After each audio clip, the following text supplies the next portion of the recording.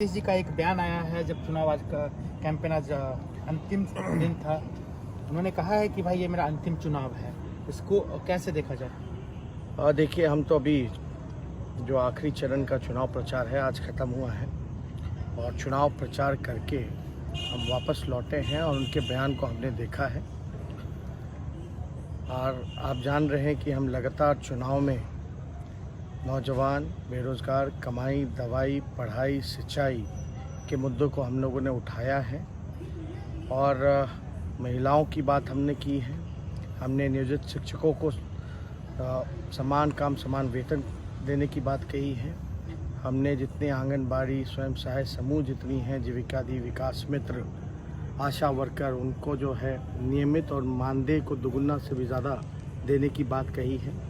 लगभग शिक्षा कुल बजट का 22% शिक्षा का हम लोगों ने कुल बजट के 22% को हम लोग खर्च करेंगे शिक्षा में, इसकी बात कही है। हम लोग लगातार ज़मीनी मुद्दों को हम लोगों ने उठाने का काम किया है और आज जब लौट करके हमने नीतीश कुमार जी का जो बयान देखा, उससे ये एहसास होता है कि हम जो बात पहले से कहते रहे हैं कि नीतीश कुमार जी थक चुके हैं, उनसे बिहार संभल नहीं रहा, वो ज़मीनी हकीकत को पहचान नहीं पाए। और जब आखिरी दिन चुनाव के आखिरी सभा में उन्होंने खुद ही घोषणा कर दी कि अब वो राजनीति से संन्यास ले रहे हैं, तो उन्होंने जो ज़मीनी हकीकत है, अब हो सकता है कि उनको एहसास हुआ होगा और उन्होंने आज घोषणा कर दी राजनीति से संन्यास लेने की। लेकिन आपको नहीं लगता है कि ये बात तो पहले भी कह सकते थे, आखिर आज ही उन्होंने क्यों चुना? देखिए, हम तो शुरू से कह रहे हैं ज़मीनी हकीकत को वो पहचान नहीं पाए। हम लोग मुद्दे की बात करते रहे, वो मुद्दे को भटकाने की कोशिश करते रहे और हम लगातार युवा, महिला, आपके किसान, नौजवान, मजदूर, महिलाओं की बात हम लोगों ने की है।